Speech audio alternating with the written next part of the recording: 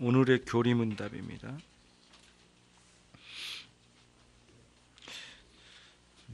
앞으로 이제 좀 전하기 전에 읽고 하겠습니다.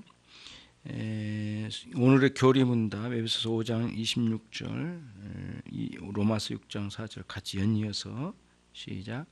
이는 곧 물로 씻어 말씀으로 깨끗하게 하사 거룩하게 하시고 그러므로 우리가 그의 죽으심과 합하여 세례를 받음으로 그와 함께 장사되었나니 이는 아버지의 영광으로 말미암아 그리스도를 죽은 자 가운데서 살리심과 같이 우리로 또한 새 생명 가운데서 행하게 하려 하심이라.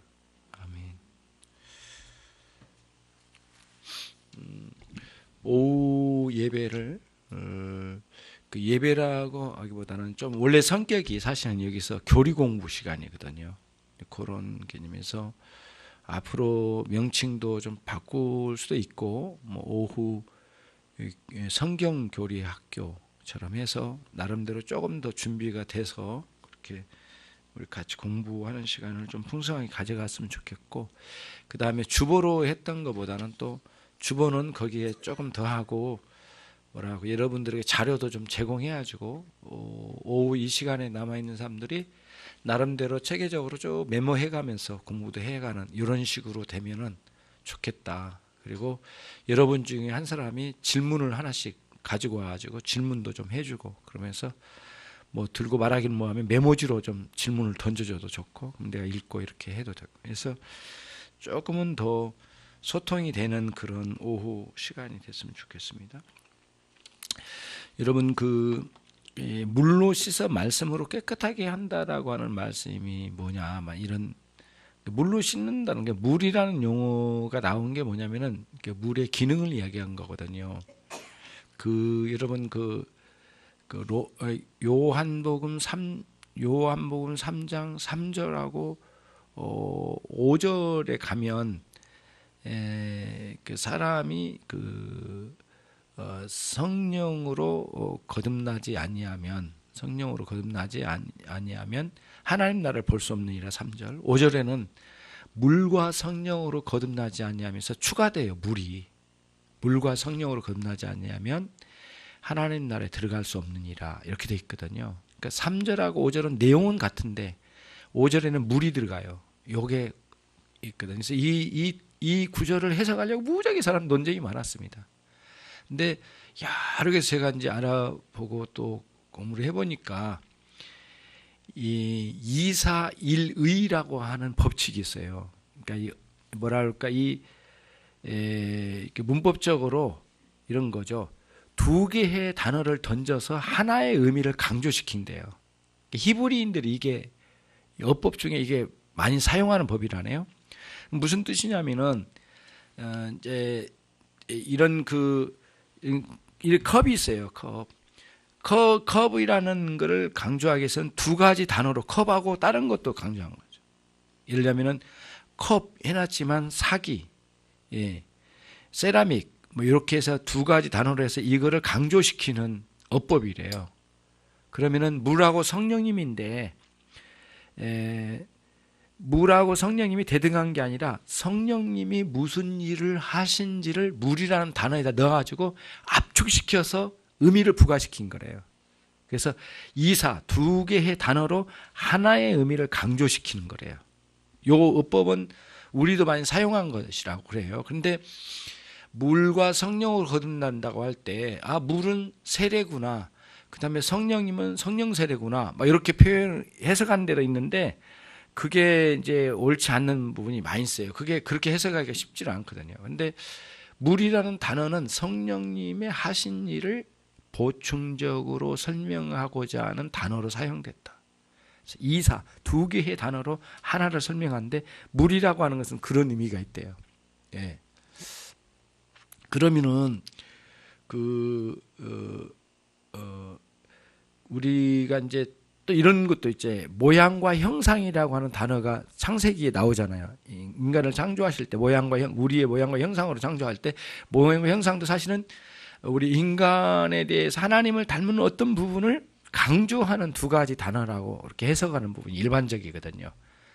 그러면은 제가 말씀드리려는 게 그거예요. 물로 씻어 말씀으로 깨끗하게 하시다 할 때 물로 씻어서 우리 영혼까지 씻을 일은 없잖아요. 성령께서 우리의 죄악을 씻으시는 역사, 죄 씻음의 역사를 물이라는 단어로 설명을 한 거래요. 가장 인간이 알아듣기 쉽게. 그래서 물은 굉장히 역할을 잘하잖아요.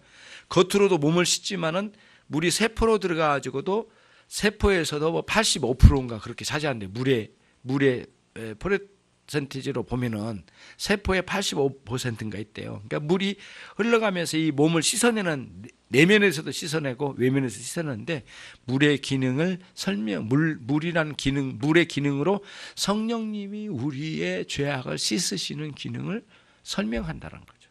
이런 관점으로 봐야 하는 거예요. 그렇게 해서 깨끗하게 된대요. 또 여러분 그 예수님께서 말씀하셨어요.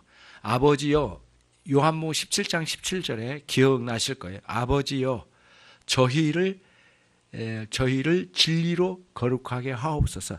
아버지의 말씀은 진리이다 이렇게 돼 있거든요. 그러니까 그 진리는 하나님의 말씀이거든요. 어떻게 말씀으로 우리를 깨끗하게 할까요? 말씀의 깨달음을 통하여 많은 것들이 고쳐져 가는 그 무엇을 말할 거예요. 이런 식으로 표현되고요. 또 여러분 저기 한번 찾아가 봅시다. 그러면은 디모데전서 4장으로 한번 가볼게요. 이 부분은 여러분도 염두에 둬야 될 부분인데 4장 5절이에요. 4장 5절 4절 그러니까 디모데전서 4장 4절과 5절을 한번 두 절을 한번 같이 읽겠습니다. 시작. 하나님의 지으신 모든 것이 선함에 감사함으로 받으면 버릴 것이 없나니 하나님의 말씀과 기도로 거룩해짐이니라. 이 땅에 있는 모든 피조물이 하나님이 선하게 창조하셨대요. 근데 5절이 이해하기 어려워요. 어떻게 해서 우리가 말씀과 기도로 이 물건들을 깨끗하게 한단 말인가?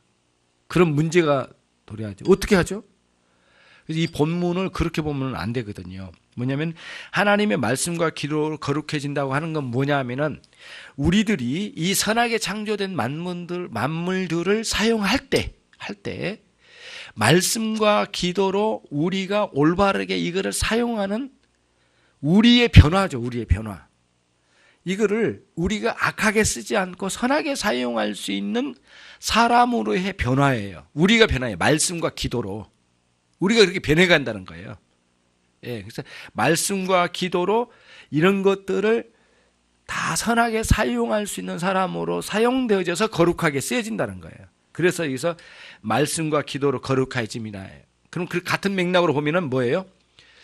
저와 여러분들이 말씀으로 거룩해진다라고 하는 것은 하나님의 말씀으로 깨달아져서 어둡고 캄캄하고 죄악된 본성에 침투하여 하나님의 말씀이 잘못된 것을 찌르고 어느 것은 수술하고 그래서 어느 걸 꺼내고 어느 걸 버리고 하는 이런 작업들을 우리 안에 개선시키는 놀라운 효력을 하나님의 말씀의 능력으로 이루어질 거예요. 근데 말씀이 말씀 자체가 아니라 말씀을 사용하시는 성령님의 역사하심이 이루어진 거예요.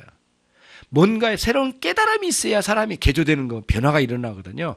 영적인 의미에서도 우리의 생활에도 도덕적 윤리적인 삶에도 그렇고 제대로 깨달은 게 있어야 돼. 이게 옳은지 옳지 않은지를 분별할 수 있는 능력이 우선 있어야 되거든요. 그러면 말씀이 들어와야 돼, 말씀이. 그래서 아버지여 저희를 진리로 거룩하게 하옵소서 해놓고는 진리는 아버지의 말씀이 진리입니다. 그래서 하나님의 말씀이 우리 안에 들어와 어떻게 역사하느냐에 따라 우리들이 개선되어지고 새롭게 하고 무지한 것들이 밝아지고 그리고 바르게 세워져 가면서 우리들 건강해져 가는 개선되는 거죠. 이런 원리를 우리들이 염두에 둬야 되는 거예요. 그러면 그게 이제 예배서 5장 26절에 이는 곧 물로 씻어 말씀을 깨끗하게 하사라고 하는 그런 맥락의 말씀이라고 볼 수 있다는 겁니다. 자, 그러면 오늘 이제 세례를 좀 보도록 할게요. 321문. 교회 안에 몇 개의 성례가 있습니까?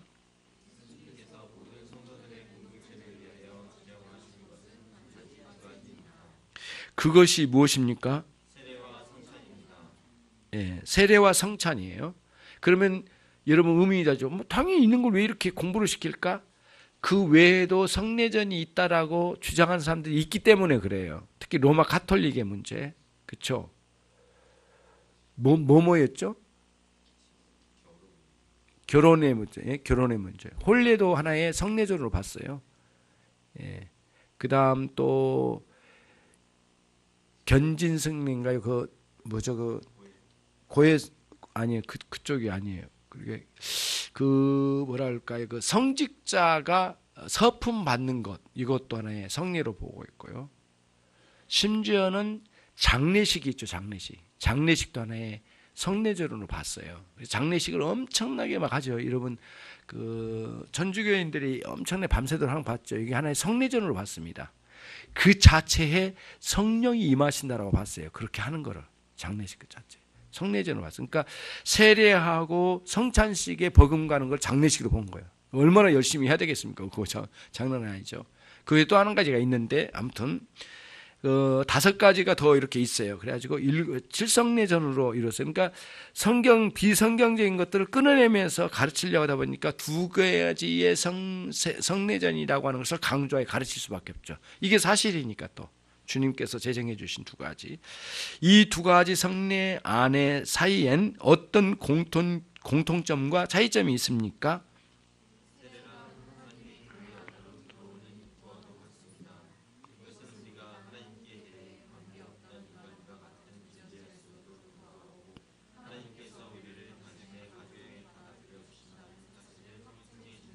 네, 그겁니다. 예. 세례는 여러분 세례와 세례식을 이 시간 구분을 잘 해봐요. 세례와 세례식을 구분을 해야 돼요. 구분 한번 해봅시다. 예수 그리스도로 말미암아 믿음을 가져 구원의 은총을 입게 된 것을 세례라고 해요. 그 실제 일어난 일이에요. 그러면 이제 목회자가 세례식을 하면은 그거를 표로 드러낸 거예요. 그럼 표를 왜 드러낼까요? 자신이 교회 앞에와 하나님 앞에 공식적으로 고백을 하고 받아들이는 식을 갖추는 거예요. 이게 세례식이 있고 세례가 있는 거예요. 그러니까 이미 구원받아 세례가 있는 사람에게 세례식이 주어진 거겠죠. 세례가 없는 사람에게 세례식을 주면은 문제가 이제 되겠죠. 그래서 그 사람이 진짜 거듭난 사람인지를 알아야 되겠죠. 모르잖아요. 사람이 그 속을 어떻게 다 알 수, 인간인지 어떻게 알 수 있어요. 그래서 신앙 고백, 그 사람이 쓴 신앙 고백서를 천천히 읽어보고 또 상황을 그 사람이 신앙생활을 해온 거를 삶을 다 돌아보고 난 뒤에 판단이 되어져서 그 사람에게 세례식이 주어진 거예요. 아, 이 사람은 세례가 있다라고 보는 거죠. 세례는 예수님에도 구원받은 것 그 자체가 세례예요. 그렇죠? 예, 이미. 그러니까 세례식이 없이도 세례는 이미 있는 상황이 있는 사람이 있겠죠. 이런 원리로 이제 본 거예요. 그래서 세례는 그리스도 안으로 처음 들어오는 사람을 의미한 거예요. 자, 2번째 보면은 성찬식은 시작. 성찬은 우리에게 있어서 마치 어느 가정의 좋은 아버지가 그의 가족을 양육하며 음식물을 공급하는 일에 있어서 힘을 쓰듯이 하나님이 우리를 양육하며 즐기게 하려고 은하신다는 사실을 증거해 주는 것입니다.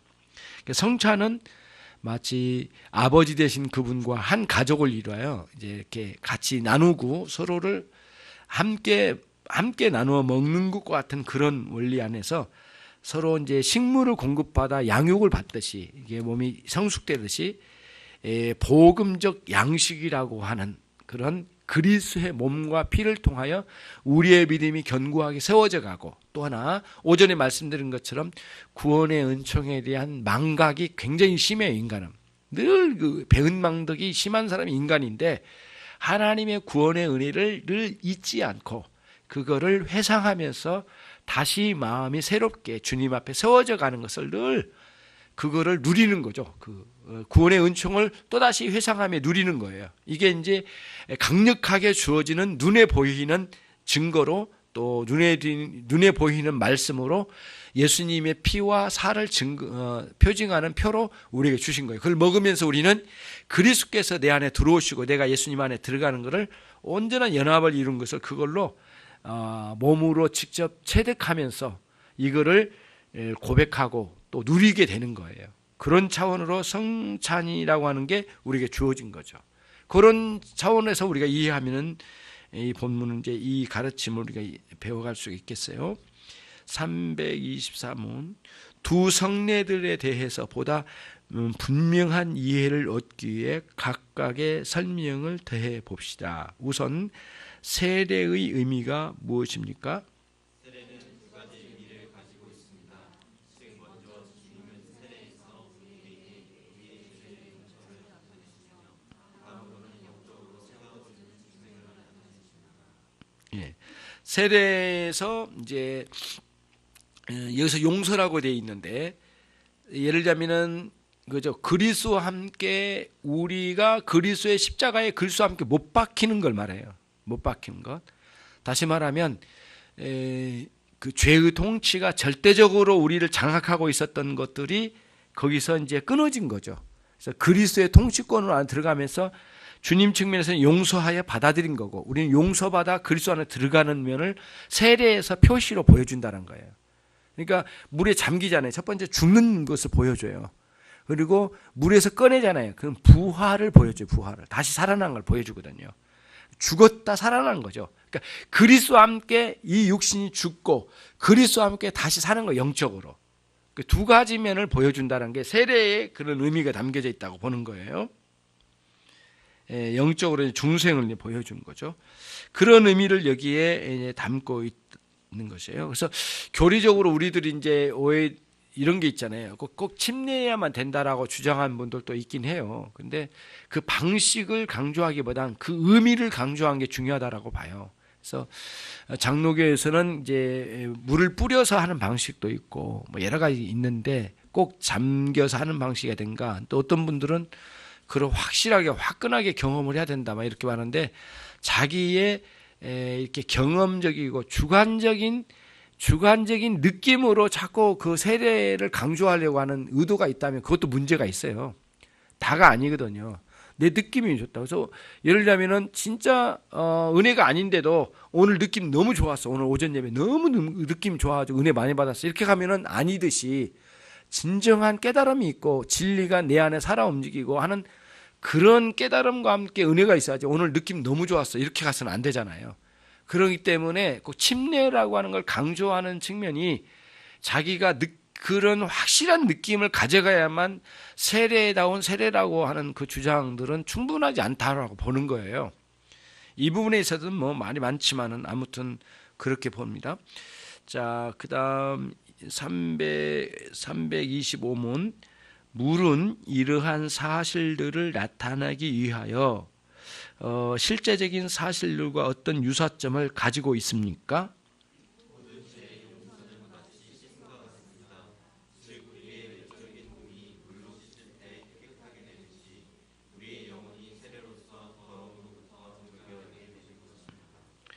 여러분 이런 용어가 있죠.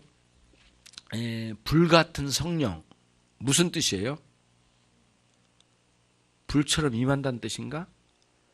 원래 의미는 그게 아니에요. 그래서 그 불같은 성령님이라는 뜻은 우리의 죄를 태워버린다는 개념이 있대요. 불같은 성령의 개념.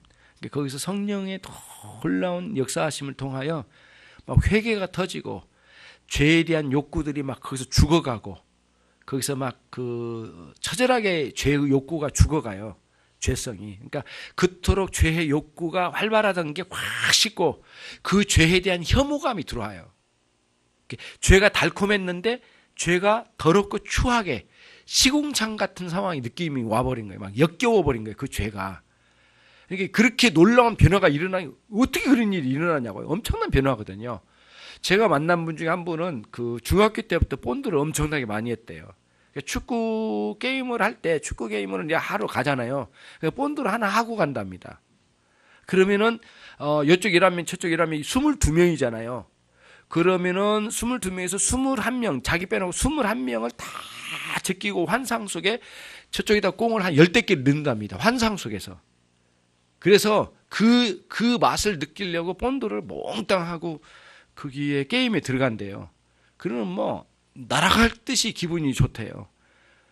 안 느껴본 사람은 맛을 모른대요. 그래서 축구를 하는 것보다는 그런 상황에서 희적거리고 흔들리고 막 이렇게 술 취한 것처럼 돌아다니는데 그걸 느낀대. 이게 거기서 어떻게 빠지나 못 빠져오거든요. 절대 그런 상황에서 그 본다는 이런 마약한 사람들이 못 빠져나오거든요.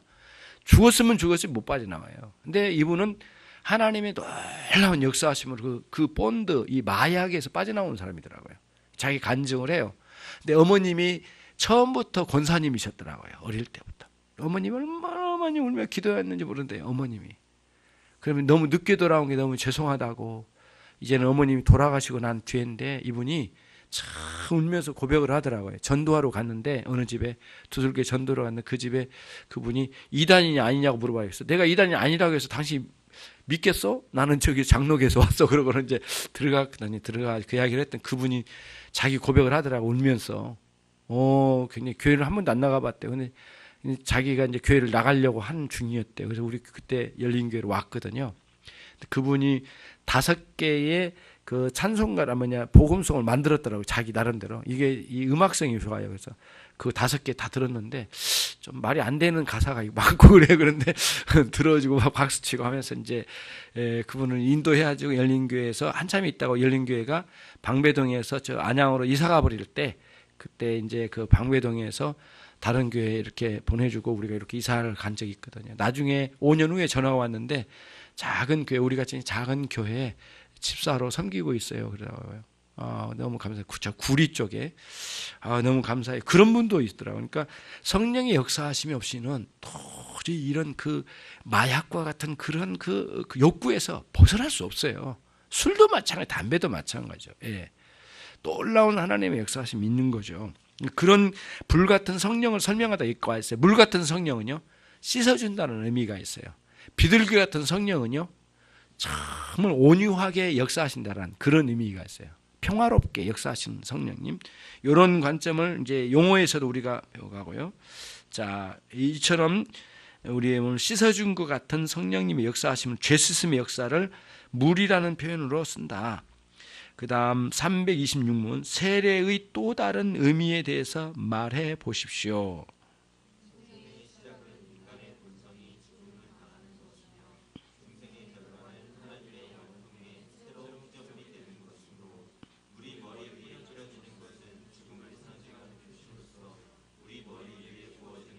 네, 거기까지. 자, 그러면은 우리가 오해된 게 있어요. 이해가 잘 돼야 되는 게 중생의 시작, 다시 말하면 거듭나고 난 뒤에 거듭나면 우리의 인간의 본성이 죽임을 당하는 것입니다. 이때 죽임을 당하는 게 없어지는 게 아니에요. 그게 우리들이 곤란한 부분이에요. 여기서 죽인다고 한 것은 뭐냐? 억제된다는 뜻이 하나 있고요. 2가지 의미가 있어요. 억제된다는 게 있고 아니면 절대적인 통치권이 죽는다는 뜻이에요. 통치권은 사라졌어. 그러나 게릴라처럼 침투하여 늘 우리를 어렵게 만들어요. 자꾸 육신의 욕구들이 우리를 신자되고 나고 거듭난 이후에도.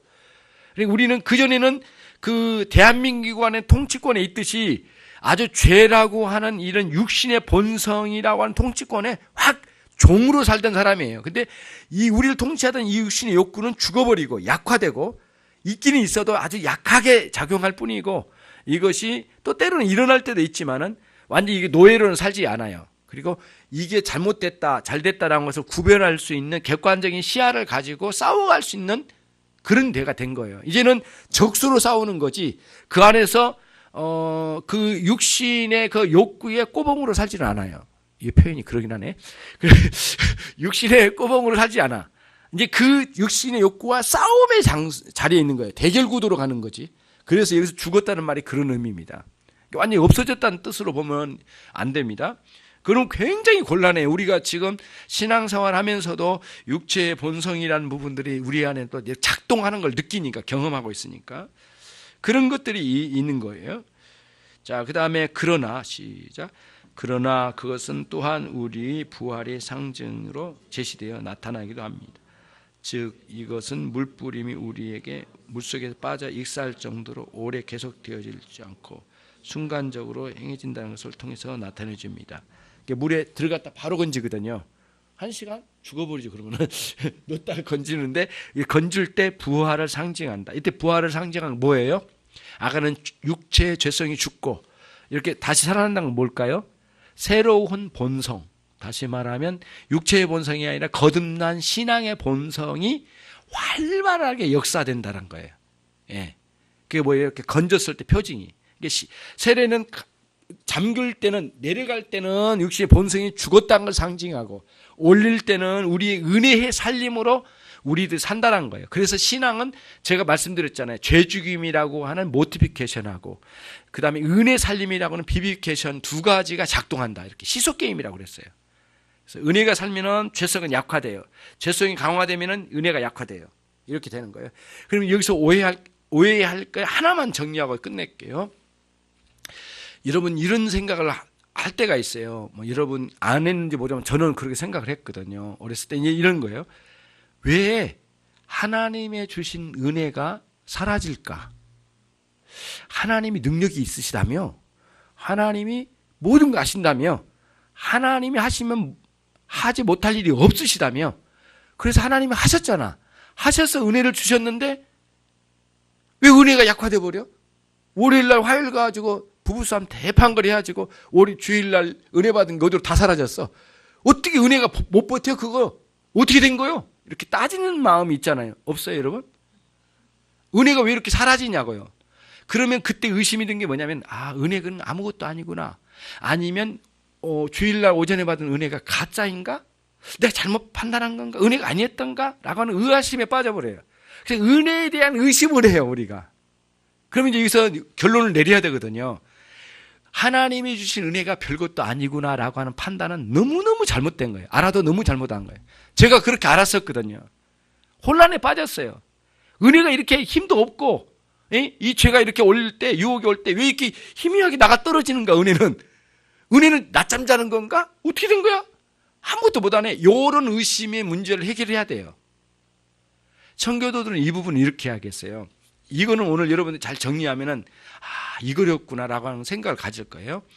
하나님의 은혜는 거룩한 성향을 가지고 있어요. 하나님 은혜는. 그렇기 때문에 거룩하지 않는 더러운 것과 함께 공존을 못해요.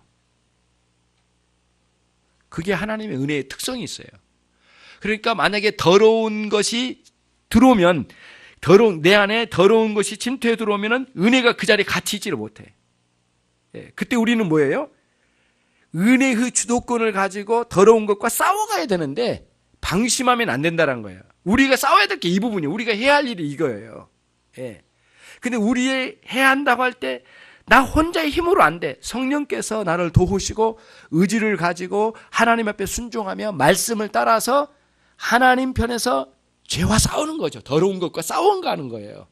그러면서 은혜가 보존되는 거예요. 그래서 말씀과 기도를 통하여 은혜가 보존되고 강화되고 성장되고 이렇게 되면서 더럽고 추한 것들과 싸워가는 거지.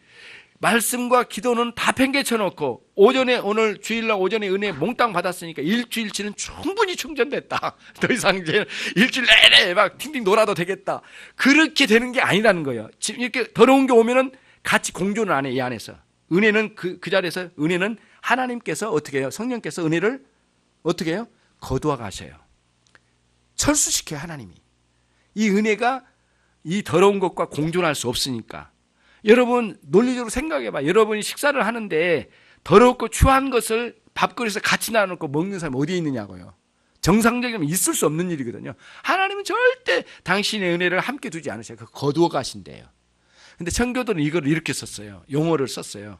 이제 우리 인간 측면이죠. 은혜가 부패해버렸다. 은혜가 부패했다는 말을 써요. 근데 사실 은혜가 부패했다는 말은 좀 어법으로 맞지 않는 것 같아. 정확히 말하면 성령께서 은혜를 거둬 가시는 거예요. 화를 내거나 싸우거나 더러운 생각에 잠들어 있거나 이런 식으로 가면은 은혜를 거둬 가셔요. 서서히. 어느 순간에 더러운 것이 막 장하게 들어오는 거예요. 요거를 딱 봐야 되거든요. 그런데 대판걸 싸우고, 목사님 은혜는 은혜고요, 싸울 건 싸우고요, 한번 했습니다, 이렇게 해가지고 막 대단한 걸 막 승리해가지고 온 것처럼, 뭐 북한하고 싸워가지고 뭐 간첩 몇 명 잡고 온 것처럼 막 헬기 타고 갈 것처럼, 천만의 말씀 그게 없어. 그렇게는 안 한 거거든요. 그래서 항상 염두에 두세요. 죄와 은혜는 공존하지 않는다. 하나님 그런 더러운 죄와 함께 있는 걸 원치 않으셔서 거두어 가신다. 그런 원리를 가지고 우리가 은혜를 지킴의 원리를 따라서 마음 지킴이라고 하는 것을 잘 가는 거예요. 그래서 게 잠언서에 나오잖아요. 마음 지킨 게 성을 지킨 게 더 어렵더라, 더 큰일이더라, 이런 표현들이 거기서 나온 겁니다. 은혜의 지킴과 은혜의 삶으로 잘 나가시고 말씀과 기도로 이걸 이어가는 거죠. 절대 은혜 자체가 힘이 없거나 부족하거나 그런 원리가 아니다. 추한 것과 공존시키지 아니하시는 하나님의 섭리 안에서 이거를 거둬가신다라는 원리로 가져가면은 이해가 될 거다 이렇게 봅니다. 한 주간도 여러분들이 은혜 안에 사시길 바라고요.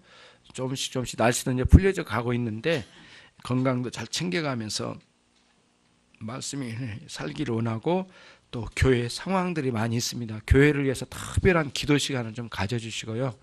그래서 열심히 준비하고 TF팀은 내일 저녁에 만나기로 했습니다. 내일부터 쭉 논의를 해가지고 교회를 쭉 인도해 나갈게요. 기도하겠습니다. 하나님 아버지 감사합니다. 정들을 특별히 인도해 주셔서 오후에 교리 공부를 함께 하게 됨을 감사합니다. 차근차근 이어나가고 이후에 하이델베르그 교리문답을 통해서 많은 유익을 얻을 수 있도록 준비되어지고 성도들도 함께 합류할 수 있도록 은총을 내려 주시옵소서. 예수 그리스도의 이름으로 기도 올리옵나이다. 아멘.